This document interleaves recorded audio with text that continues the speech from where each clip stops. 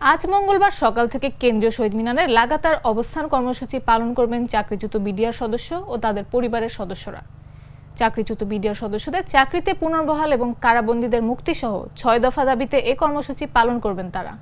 সোমবার রাত ৯টায় ঢাকা বিশ্ববিদ্যালয়ের মধুর ক্যান্টিনে বিডিআর মামলার শুনানির পরিপ্রেক্ষিতে আয়োজিত সংবাদ সম্মেলনে এ ঘোষণা দেন চাকরিচ্যুত বিডিআর সদস্যরা।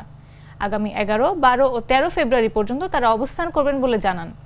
এর মধ্যে সুখবর না আসলে কঠোর কর্মসূচির হুঁশিয়ারি দেন তারা।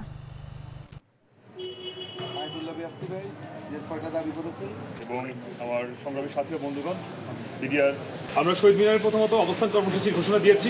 পরবর্তী সময়ে আমরা পরবর্তী কর্মসূচিগুলো জানিয়ে দিব, কিন্তু আমাদের ৬ দফা দাবিতে আমরা কিন্তু বলবৎ রয়েছি এবং এখানে আমাদের কোনো ধরনের দ্বিধাদ্বন্দ্ব নাই।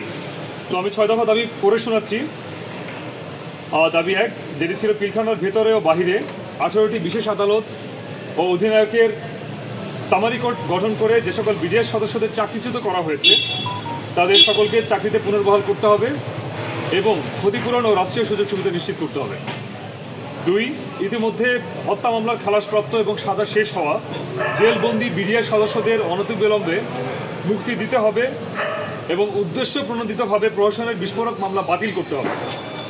নাম্বার ৩, গঠিত কমিশন স্বাধীন ও নিরপেক্ষভাবে কাজ করার জন্য প্রজ্ঞাপনে উল্লেখিত ব্যতীত শব্দ এবং কার্যপরিধি ২-এর নং ধারা বাদ দিতে হবে।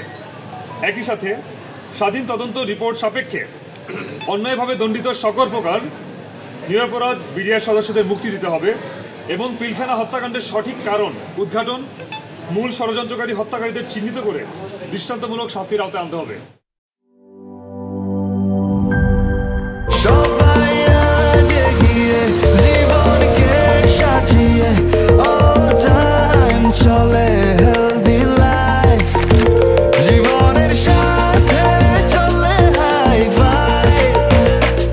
চলার পথে স্বাস্থ্যকর all time honeycomb, all time healthy life.